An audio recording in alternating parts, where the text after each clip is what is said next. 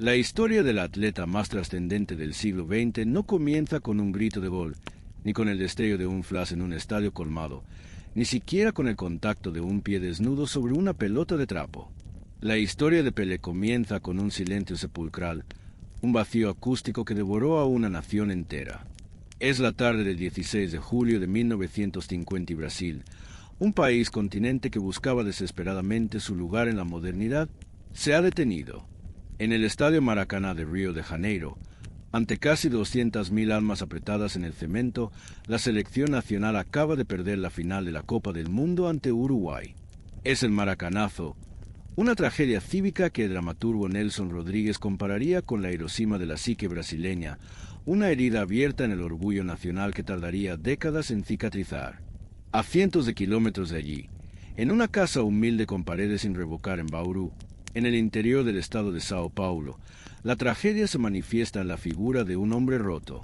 João Ramos do Nascimento, conocido en los campos de fútbol como Dondino, está pegado a la radio, ese aparato mágico que era la única conexión con el mundo exterior. El locutor, con voz trémula, confirma lo impensable. Brasil ha perdido 2-1. Dondino, un hombre estoico, curtido por las lesiones y la pobreza, rompe a llorar desconsoladamente.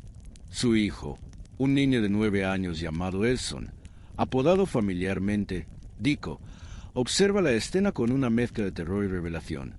Nunca había visto a su padre, su héroe, derramar una lágrima. En ese instante, la inocencia de la infancia colisiona con la brutalidad de la derrota, y el pequeño se acerca a su padre, le pone una mano en el hombro con la determinación absoluta que solo poseen los niños que desconocen la palabra imposible, pronuncia la frase que se convertirá en la piedra angular de su destino. No llores, papá. Yo voy a ganar una Copa del Mundo para usted. Se lo prometo. Lo que en ese momento parecía un consuelo ingenuo, una mentira piadosa para secar las lágrimas paternas, se transformaría en la profecía más pesada y gloriosa de la historia del deporte. Bienvenidos a Vidas Extraordinarias Podcast, donde hoy descorreremos el velo del mito para examinar la anatomía del hombre que cumplió esa promesa 3 veces, elevándose desde la pobreza de Minas Gerais hasta convertirse en la primera marca global de la humanidad. Edson Arantes do Nascimento nació el 23 de octubre de 1940 en Tres Coracoes, coincidiendo con la llegada de la electricidad a su pueblo, un hecho que inspiró a su padre a nombrarlo en honor al inventor estadounidense Thomas Edison, aunque en el registro civil, por un error burocrático, se omitió la I, quedando como Edson. La familia do Nascimento era una estirpe de futbolistas, pues Dondino era un delantero centro talentoso, famoso en la región por su habilidad para el cabezazo, ostentando un récord local de 5 goles de cabeza en un solo partido, una hazaña que su hijo, a pesar de sus 1.283 goles, siempre recordaría con envidia sana por nunca haberla podido igualar. Pero el fútbol en los años 40 no era garantía de riqueza, sino a menudo un camino directo a la invalidez. Una grave lesión de menisco truncó prematuramente la carrera del padre, condenando a la familia a una lucha constante por la subsistencia y obligando a pequeño Edson a trabajar como limpiabotas en la estación de tren para llevar unas monedas a casa. La construcción de la identidad de Pelé es uno de los accidentes lingüísticos más fascinantes de la historia cultural. En Bauru, el joven Edson admiraba a un portero del equipo local vasco de São Lourenço llamado Ville.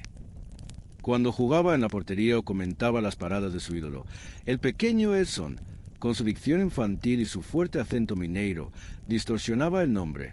Boa Ville sonaba en su boca como Boa Pile o Pelé. Sus compañeros de escuela, con esa crueldad innata de la infancia, detectaron el error y comenzaron a llamarlo Pelé para burlarse de él. Para Edson, que llevaba con orgullo el nombre de un inventor célebre, aquel apodo sonaba vulgar y ridículo, llegando incluso a pelearse a puñetazos con los niños que lo llamaban así, lo que le valió una suspensión escolar de 2 días. La ironía histórica es aplastante. El nombre que despreciaba se adheriría como una segunda piel, y con el tiempo aprendería a compartimentar su identidad. Edson era el hombre, el padre, el ciudadano falible con deudas y problemas amorosos. Pelé era la deidad, el mito infalible que nunca envejecía. El talento de Pelé en los equipos juveniles de Bauru comenzó a generar leyendas locales, dominando los torneos regionales con una superioridad insultante en los campos de tierra, jugando veces con pomelos verdes o calcetines rellenos de papel, lo que le obligó a desarrollar una técnica exquisita para controlar objetos irregulares. Fue allí donde apareció la figura clave de su destino. Waldemar de Brito es jugador de la selección brasileña en el Mundial de 1934, quien tuvo una epifanía al ver jugar a ese chico de 14 años. Convencido de que tenía entre manos un diamante bruto, de Brito llevó al chico a Santos en 1956 y, al presentarlo a los directivos del club, soltó una frase que habría sonado a delirio psiquiátrico en cualquier otro contexto: «Este chico será el mejor jugador de fútbol del mundo». Su debut oficial llegó el 7 de septiembre de 1956, día de la independencia de Brasil, y con solo 15 años marcó el primero de sus miles de goles.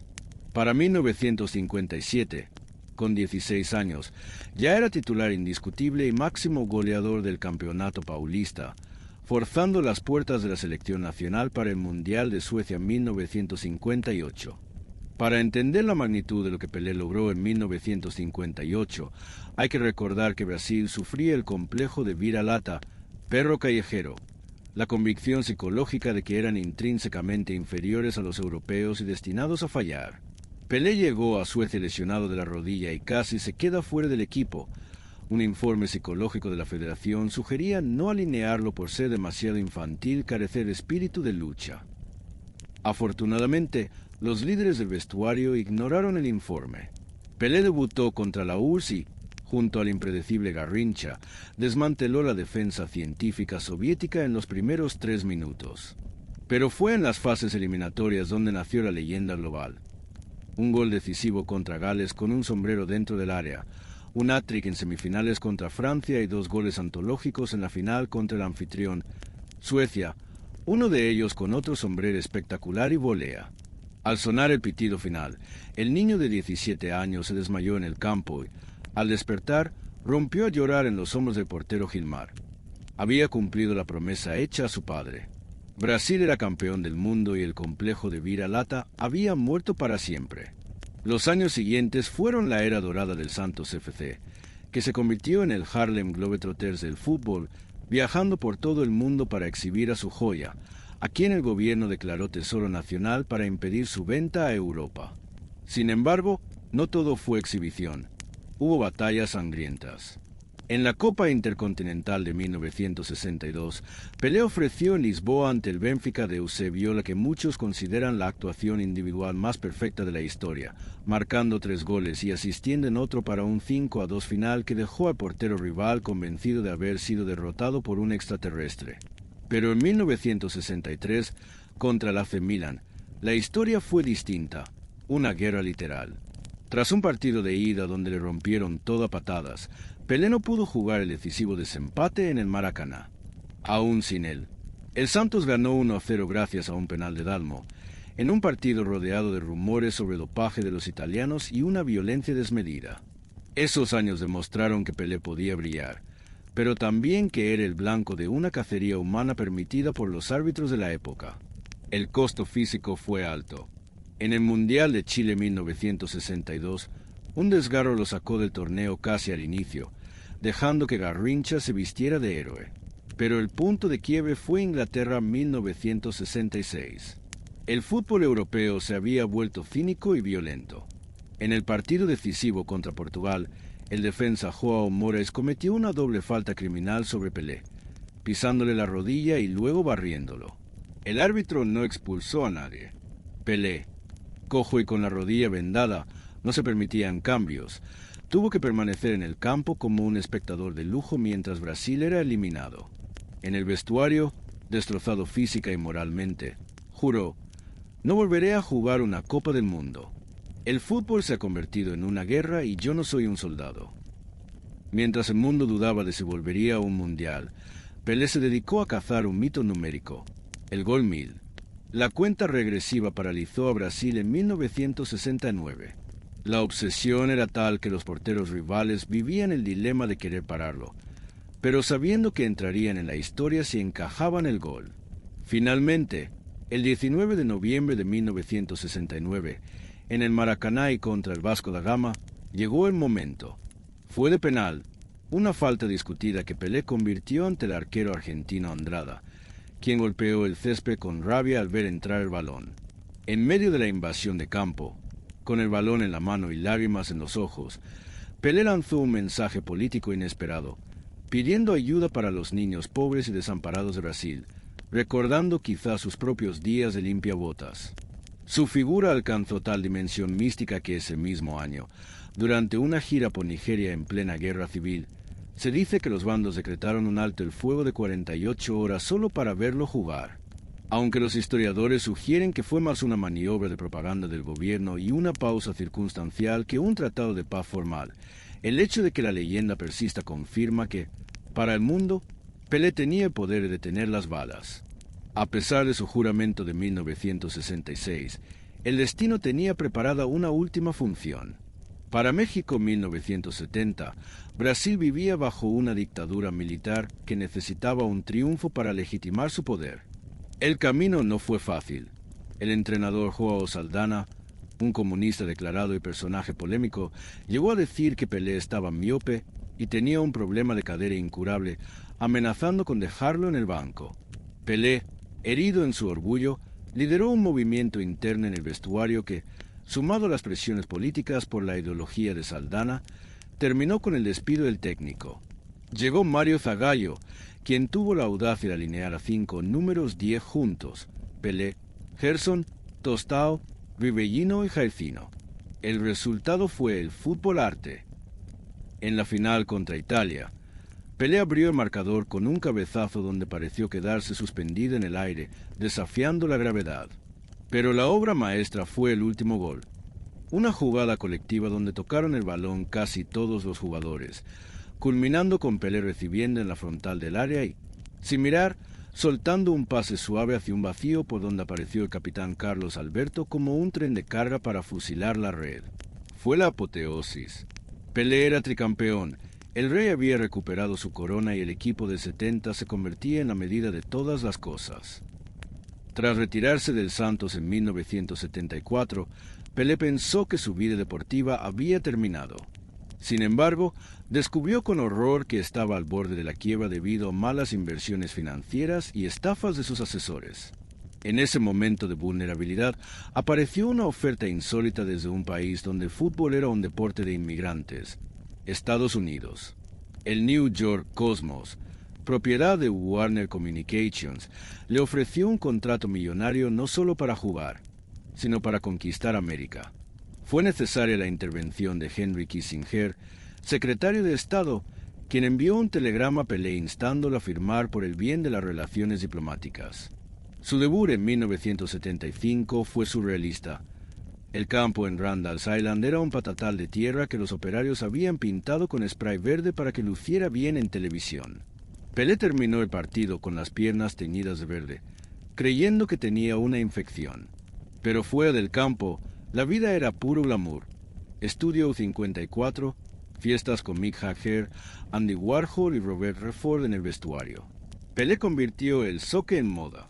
Su despedida definitiva en 1977, en un partido entre Cosmos y Santos bajo una lluvia torrencial, dejó una imagen para la eternidad. Pelé tomando el micrófono y haciendo gritar al estadio 3 veces la palabra love, love, love, mientras los periódicos titulaban al día siguiente que hasta el cielo lloró. Pero el hombre detrás del trono, Edson, tuvo una vida personal llena de claroscuros.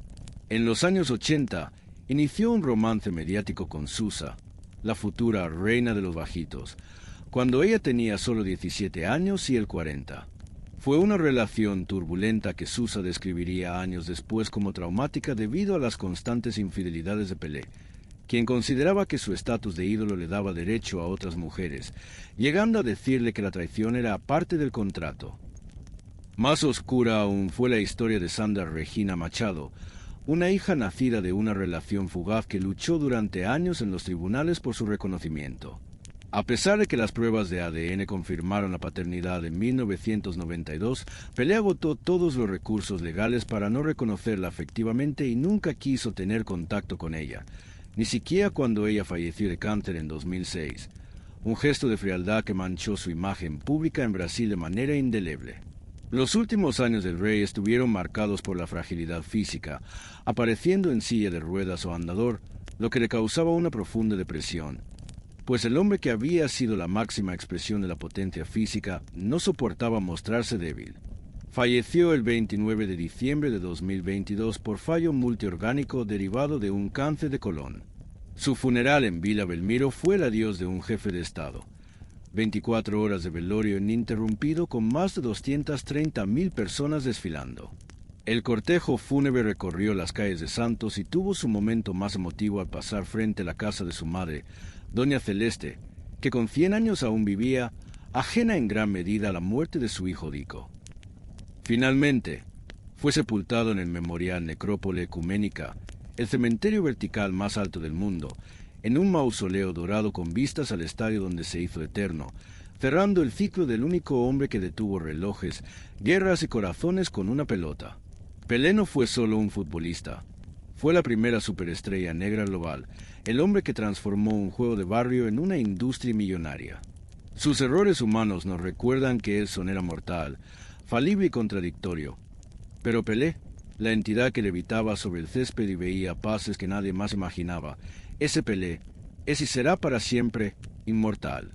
Esta ha sido la travesía épica de un niño que prometió una Copa del Mundo para secar las lágrimas de su padre y terminó regalándole 3 a su país y al mundo entero.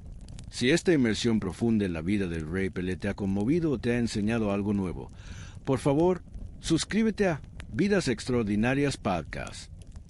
Dale like a este video para apoyar nuestro trabajo de investigación y comparte en los comentarios. ¿Cuál crees que fue el momento más grande de Pelé? ¿El gol en la final del 58 con 17 años o la asistencia magistral a Carlos Alberto en el 70?